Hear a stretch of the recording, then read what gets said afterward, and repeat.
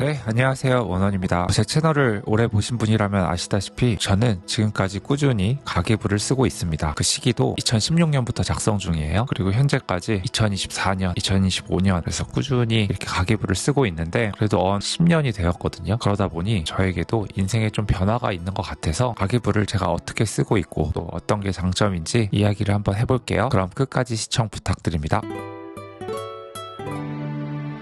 네, 그럼 바로 시작해 보도록 하겠습니다. 저는 매일 아침 제가 만든 가계부를 이용해서 손으로 일일이 제 소비 내역을 기록하고 있습니다. 그래서 이 내역을 엑셀로 종합해서 전체적인 지출 관리를 하고 있어요. 그래서 그러한 일을 2016년 2월부터 지속해오고 있고요. 실제로 그랬는지 인증을 해보자면 이것이 2016년 2월 가계부 엑셀 표고요. 그리고 이 엑셀은 2017년 9월 조금 발전했죠. 색도 많이 들어가고 한도도 정해놓고 이렇게 좀 엑셀을 발전을 시켰고요. 그 후로도 2018년, 2019년 그리고 2020년, 2021년 이런 형태로 꾸준히 손으로 쓴 가계부를 엑셀 형태로 기록하면서 지출을 관리해왔습니다. 또 그 밖에도 별도의 시트를 만들어서 경조사도 기록을 했고 맞게 여행, 주식 매수 기록 등 제가 할 수 있는 모든 소비 형태의 지출을 이렇게 전체 단위 아니면 이 경조사나 주식이나 이런 테마 단위로 기록을 해왔고요. 특히 2022년부터는 이런 엑셀뿐만 아니라 제가 컴퓨터를 전공했다 보니 직접 프로그램을 직접 만들어서 휴대폰으로도 그때 소비 내역을 관리하고 있어요. 그래서 프로그램 만든 이후부터는 좀 이렇게 심플한 형태의 엑셀 가계부를 관리해오고 있습니다. 그래서 최근에는 1차 종합은 휴대폰으로 다 관리를 하고요. 그리고 이 전체 내역을 이렇게 한눈에 볼 수 있게 정도만 엑셀로 관리하고 있고요. 저는 이렇게 2016년부터 지금까지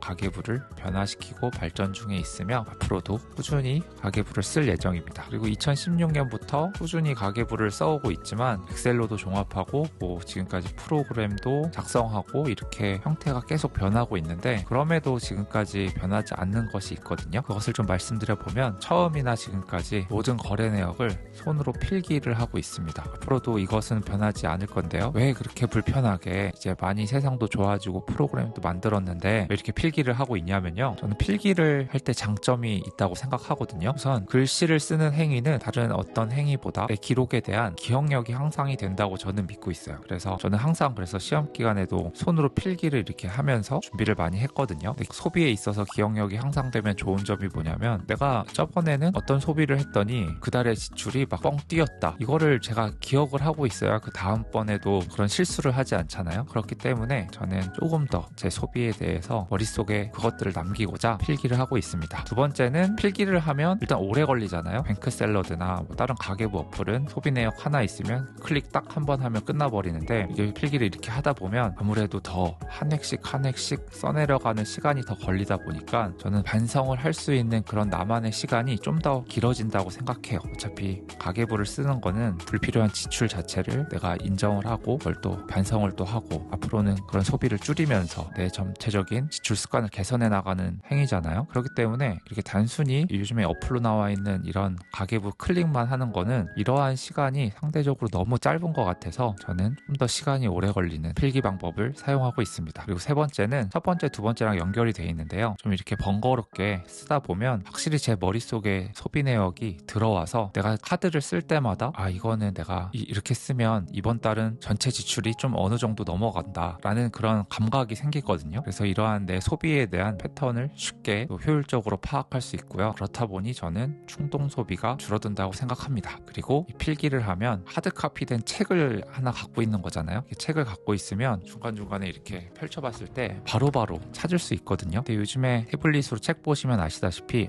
내가 예전 챕터를 보고 싶어 하면 막 스크롤을 엄청 올리거나 막 페이지 손으로 이렇게 막 넘겨야 돼요. 근데 책은 한 번에 쫙 펼치고 척척척척 페이지를 펼치다 보면 쉽게 찾을 수 있으니 저는 이 책 형태로 지출 내역을 갖고 있는 게 향후 기록을 찾아보는 데 있어서도 더 유리한 것 같아요. 그래서 이런 점 때문에 필기를 하고 있고요. 그리고 결과적으로 이러한 장점들 때문에 최종적인 저희 소비가 절약이 가능하다고 저는 믿고 있습니다. 이게 절약의 최종적인 장점인 것 같아요. 그리고 저는 이 소비 민감성에 대한 이 부분이 이 절약에 있어서 가장 중요하다고 생각하는데요. 소비 민감성이 뭐냐면 어느 수준 이상의 이 금액이 올라가면 심리적 부담이 되는 그런 민감도라고 제가 제 스스로 정의를 해봤어요. 예를 들어 어떤 사람은 소비를 할 때 5만 원이 넘어가면 좀 부담스럽다. 또 어느 사람은 돈이 많아서 10만 원 이상 쓰면 좀 부담스럽다. 또 어느 사람은 100만 원까지는 가끔은 쓸 수 있다. 그리고 또 민감도가 발달된 사람들은 5,000원, 뭐 10,000원 이 정도만 돼도 이게 좀 이런 것도 좀 아끼고 싶은데 이거 넘어가면 좀 아까운데 라고 하는 그런 생각이 드는 그런 감각이라고 저는 생각하고 있거든요. 그래서 옛날 어머니들, 뭐 옛날 할머니들 보면 뭐 500원도 아껴 쓰시고 뭐 1,000원도 아껴 쓰시고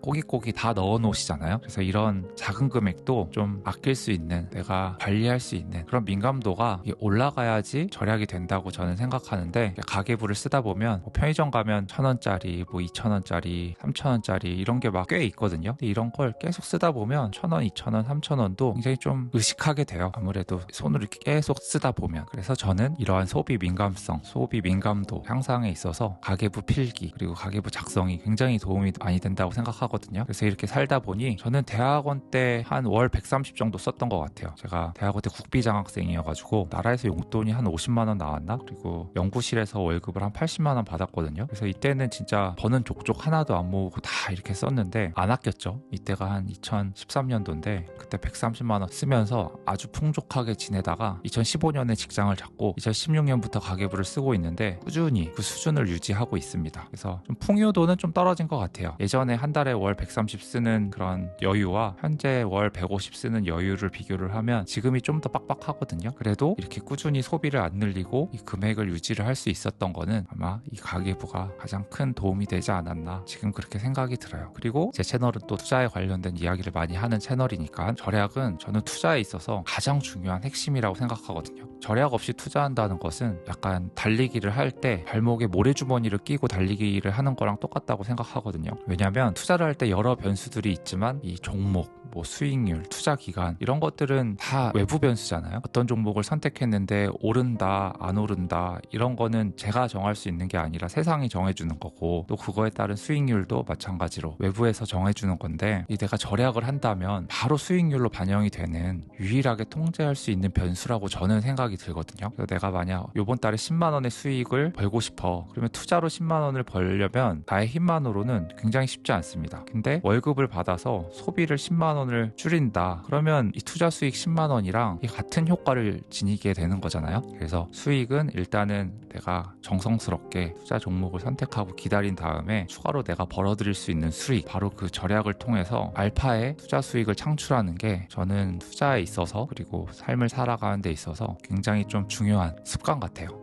그리고 뿐만 아니라 이렇게 10년 동안 무언가를 꾸준히 해본 습관이 다른 분야에도 적용이 돼서 뭐 이렇게 유튜브도 저도 이렇게 꾸준히 할 수 있게 되는 거고요. 그렇게 3년 넘게 수영을 꾸준히 하고 있는데 이게 무언가 꾸준히 할 수 있는 그런 연습이 되는 것 같아요. 그래서 가계부는 이 하나의 습관이 아니라 다른 습관들에 대해서 좋은 영향을 끼쳐주는, 제 인생에 큰 도움을 준 그런 행위입니다. 그렇기 때문에 조금 불편하고 귀찮아도 가계부 손글씨 그리고 가계부 작성은 평생 할 생각이고요. 제가 이렇게 두서없이 얘기를 해봤는데 종합을 좀 해보면, 가계부를 쓰면 소비가 우선 절제가 되고 저는 지출을 관리할 수 있게 되었다고 생각하고요. 더불어 돈이 나가는 금액대 그리고 횟수, 흐름에 대한 그런 민감성이 향상이 되더라고요. 그래서 이런 소비에 대한 선순환 구조가 만들어지면서 제 인생에 긍정적인 영향을 미쳤고요. 그리고 더하여 이렇게 꾸준히 10년 동안 무언가를 했다, 그런 것 자체가 저에게는 좀 성취감을 불어넣어줬고, 그리고 그걸 통해서 다른 무언가도 그러한 습관을, 그러한 요령을 통해서 할 수 있다는 자신감으로 다가왔고요. 그렇다 보니 지금까지 이렇게 유튜브도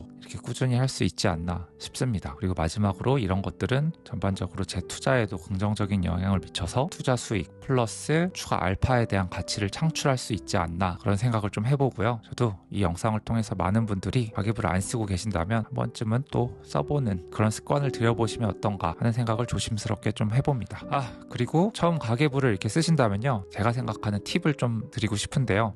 뭐냐면 너무 복잡하게 뭐 이렇게 식비 얼마, 뭐 체육활동 얼마, 뭐 옷 사는 거 얼마, 처음부터 이렇게 복잡하게 관리하면 힘들거든요. 그래서 처음은 이렇게 하는 게 가장 좀 현실적이지 않나 싶습니다. 뭐냐면 처음에 카드 숫자를 줄이고 전부 내 핸드폰으로 건건이 소비할 때마다 문자를 오게 하는 겁니다. 왜 이 말이 나왔냐면, 카드가 여러 개이면 카드 1번, 카드 2번, 카드 3번에 30만원, 30만원, 30만원 이렇게 썼다면 내가 쓸 때마다 내 30만원 밖에 안 쓴 것 같아요. 근데 실질적으로는 90만원을 쓴 거잖아요. 그래서 카드를 합쳐야지 전체적인 소비가 가늠이 되고요. 그리고 문자를 전부 오게 하는 이유는 아침마다 이렇게 손으로 필기를 하면 전체 거래 내역을 이렇게 어디서 찾아야 되나 그런 좀 약간 수고스러움이 있는데, 저는 아침마다 카드 문자를 보고 일일이 가계부에 손으로 기록을 하고 있거든요. 그래서 월 500원인가 1000원인가 추가 요금이 좀 나오는데, 추가 요금이 나오더라도 저는 항상 문자를 오게 해서 좀 제 소비 내역을 추적하고, 또 문자에는 또 누적 그 소비 금액이 쓰이잖아요. 그러면 어느 금액 이상이 되면 또 바로 경각심이 또 발동을 하더라고요. 그래서 저는 카드 숫자를 줄이고 전부 문자를 오게 하는 것을 좀 추천드리고요. 그리고 제가 말씀드렸다시피 그런 문자 내역을 바탕으로 가계부에 손으로 기록을 하는 거죠. 그래서 가계부는 또 어떻게 마련을 하냐, 가장 좋은 거는 서점을 가가지고 내가 가장 마음에 들고 이쁜 가계부를 선택하는 것이 또 좋은데, 또 그렇게 되면 거기 형태에 맞게 또 써야 되잖아요. 근데 저는 좀 그렇게 쓰는 게 좀 답답해서 제가 엑셀로 다 만들었거든요. 그래서 그렇게 서점을 가서 한 권을 사시던지 아니면 저에게 연락을 주시면 제가 이렇게 소비 내역 정도는 이렇게 간단하게 기록할 수 있게 엑셀을 좀 만들어 봤거든요. 그러면 저는 그 양식을 좀 나눠드리도록 하겠습니다. 그래서 어떻게 컨택을 하시냐면, 제 인스타그램이 하나 있는데 이 원원파이어라고 인스타그램이 있거든요. 여기서 DM을 보내주셔가지고 메일 주소만 하나만 딱 남겨주시면 제가 그 메일로 양식을 다 보내드리도록 하겠습니다.